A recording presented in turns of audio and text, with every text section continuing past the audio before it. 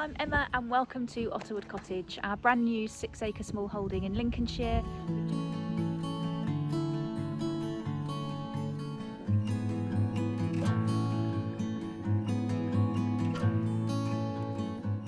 So what I'm hoping to achieve here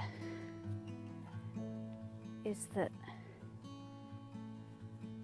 all of the bits of hedgerow that are currently leaning across and touching the 3-strand electric fence is to clear those away so the electric fence is completely clear, and in that way it should mean it's got an uninterrupted electrical charge. Now, as I said the other day when I was doing my walk around the perimeter, I'm definitely no expert in electric fencing, or indeed in most things to do with small holdings and growing and keeping animals. This is all a learning curve for us. But from the bits of research I've done, I think that is the right thing to do. And I'm so delighted to be outside and getting my teeth into a project. We'd planned to do some work outside this weekend, and then this morning woke up to absolutely torrential rain, which, although we don't like to think of ourselves as fair weather gardeners, it really was too awful to be doing this sort of work in.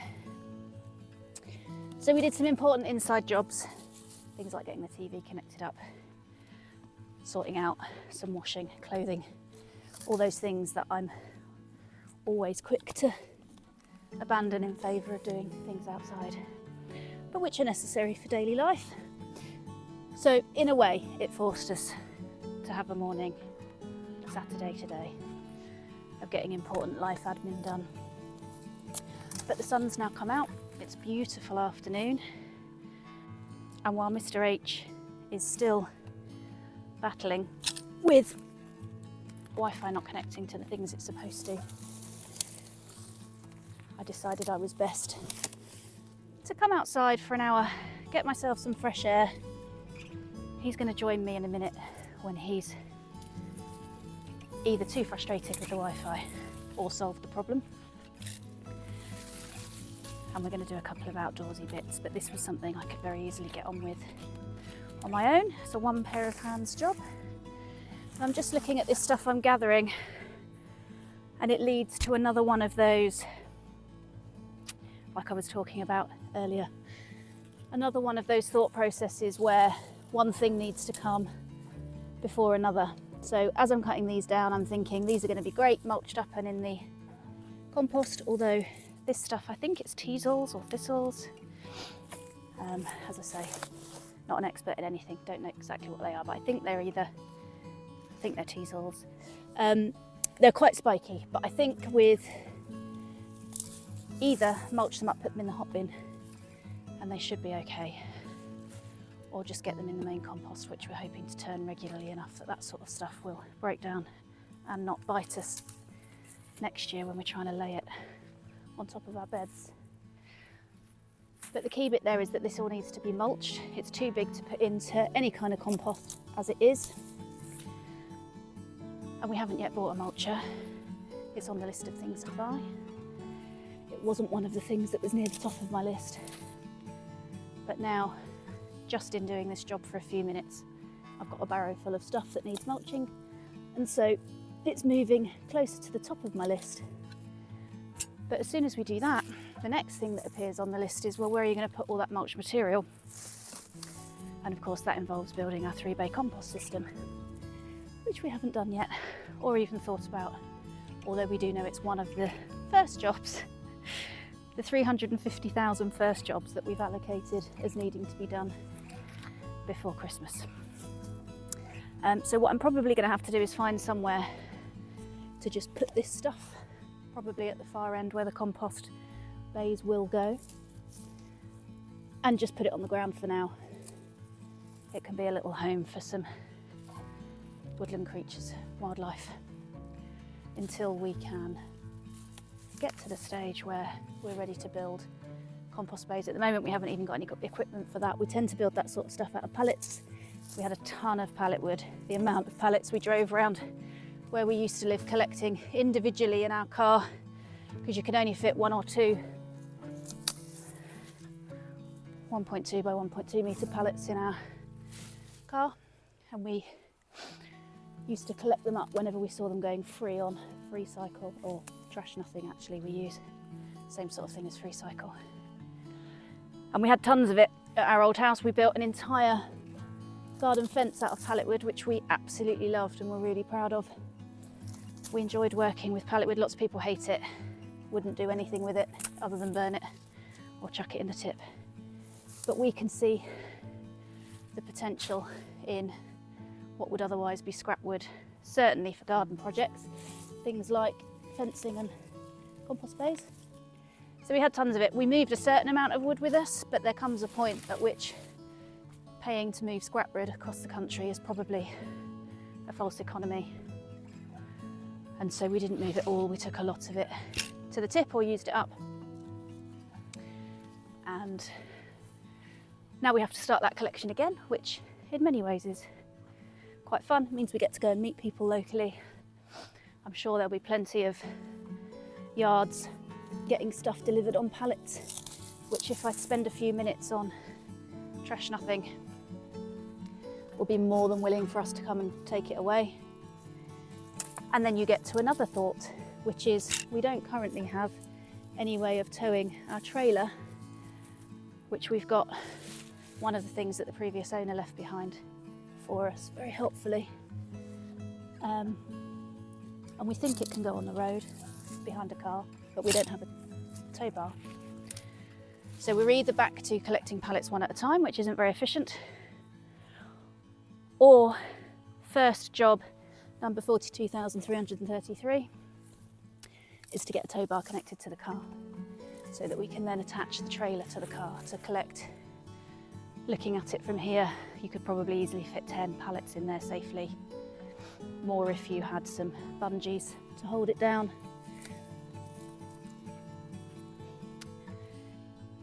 And so the activities stack up.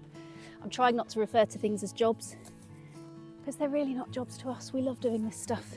This is our hobby, something we enjoy doing and take great pleasure in. And when you describe it as a job, it sounds like something that you would dread doing, which absolutely isn't the case. So our list of things to do, our activities, are stacking up one on one. We will get there eventually.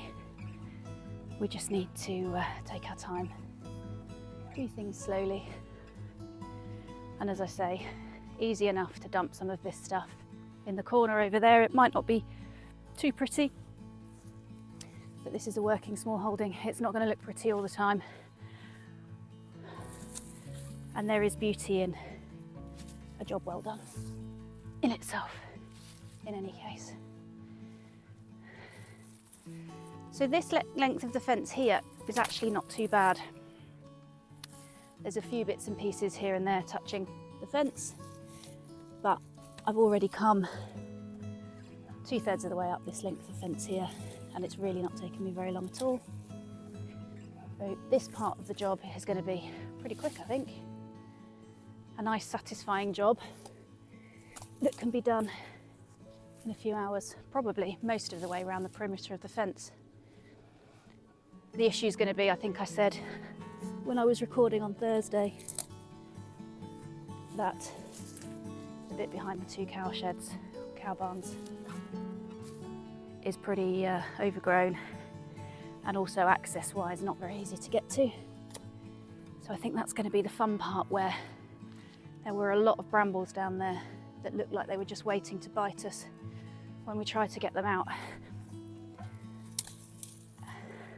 And what I probably should have done, if I was following advice I often give people in my day job, which is to eat your frog. In other words, if you've got a job, the biggest job to do, the one that you probably want to put off, that's the one you should do first. Because otherwise you spend all day worrying about eating the frog and it ruins your whole day. Whereas if you just eat the frog first thing in the morning, it might be disgusting, but the rest of your day can be spent on happier things and not worrying about eating the frog. So if I'd followed my own advice, I would probably have started this job behind the cow barn. But I didn't. I'm here. And this will have to do for now.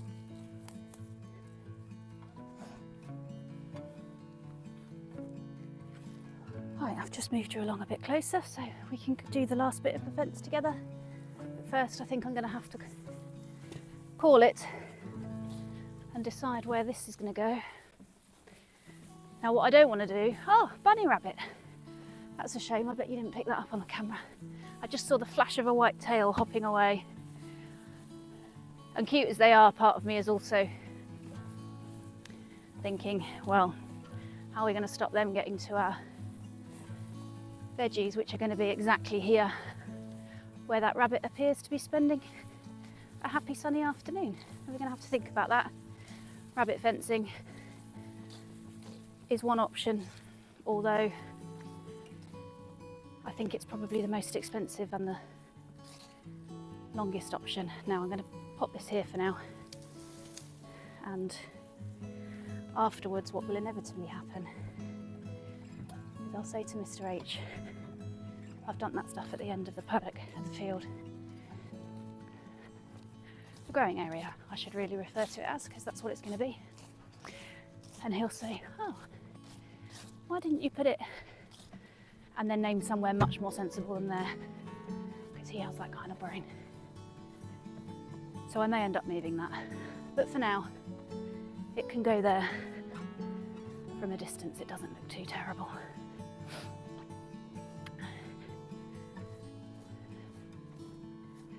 And we can finish up the fence.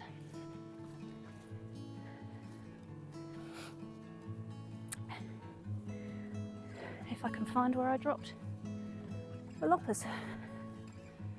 Here they are.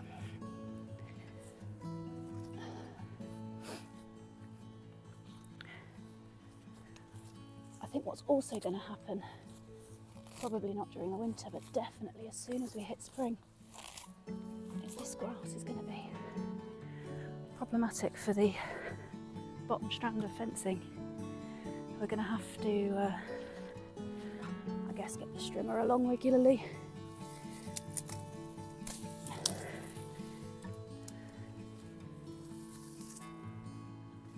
To chop that out from underneath.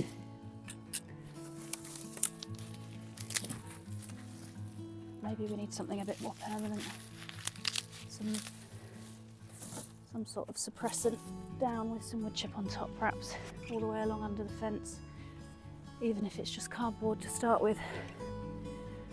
Or we've got some rolls of cornstarch mulch, paper mulch, which was recommended by Liz Zorab on her channel, and we used at our allotment and was brilliant. It takes 3 years to break down.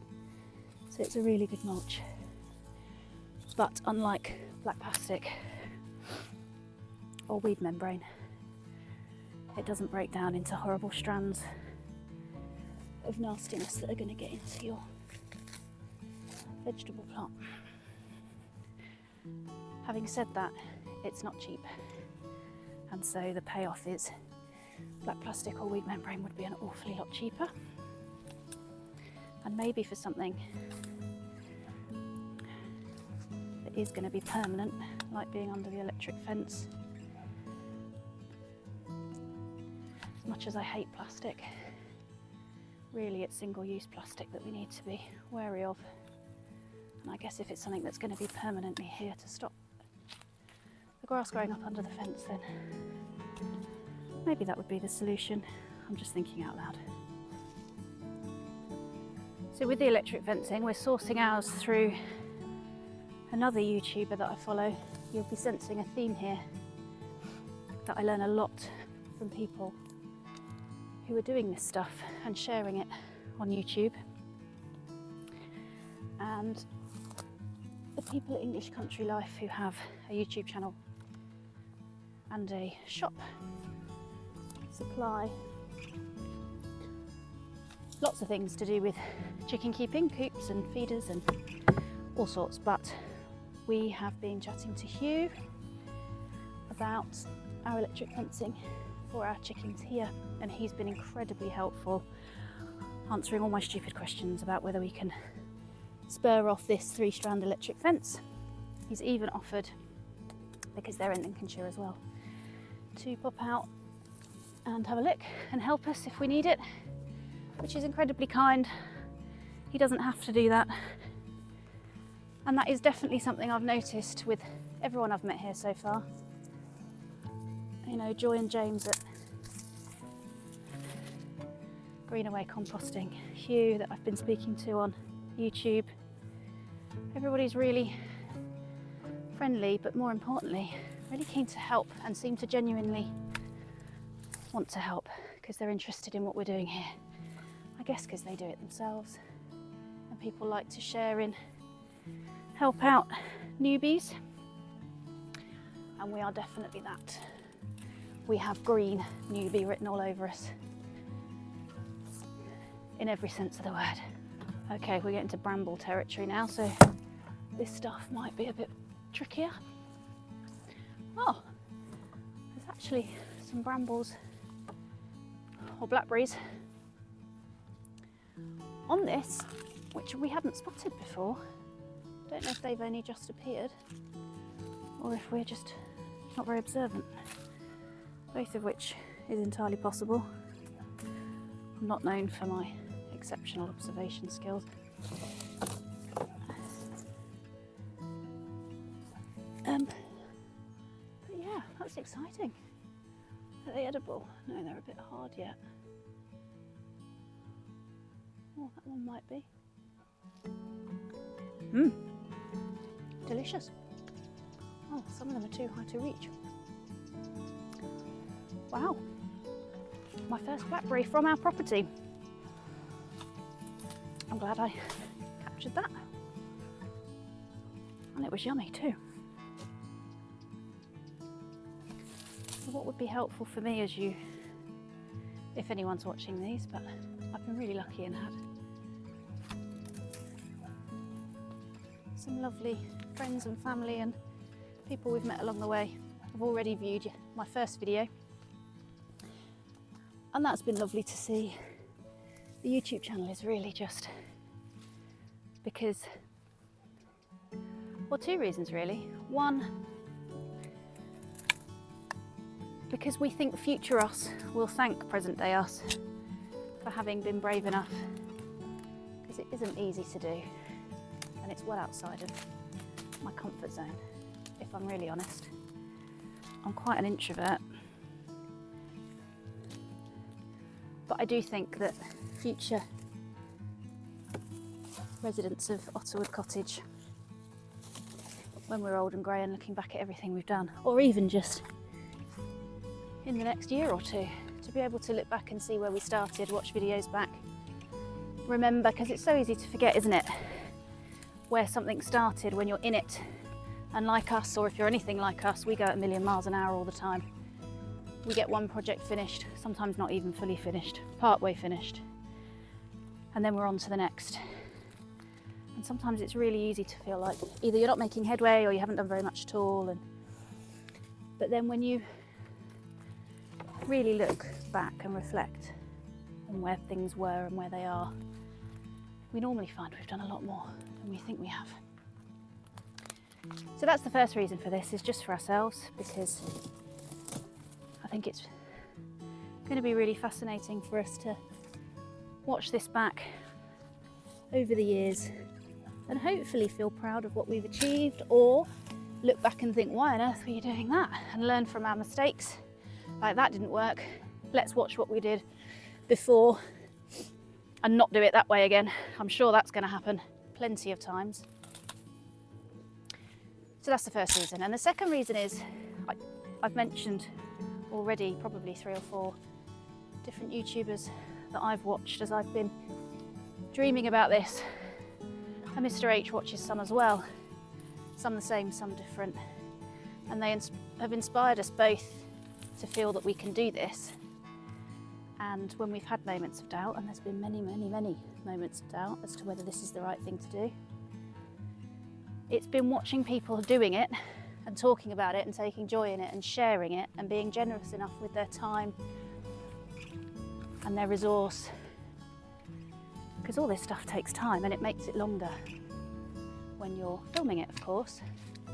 So all of that's really generous. And if we can do that for just one person, if these videos that we're sharing means that one person can feel like we did, that this is possible, or that part of this is possible, or even if they watch and think, that looks much too much like hard work, that's not for me, and we save somebody from making a mistake. But if we can, through my, what I do appreciate are probably nonsense ramblings, most of it, and maybe I'll get better at YouTube and how to do this stuff as we go along. Let's hope so, hey. But if all of this, the point is, if all of this can help one person in the way the likes of Tracy and Steve and Mayu and all of the other channels I've mentioned have helped us, then we'd feel really proud of that. And it would be really worthwhile.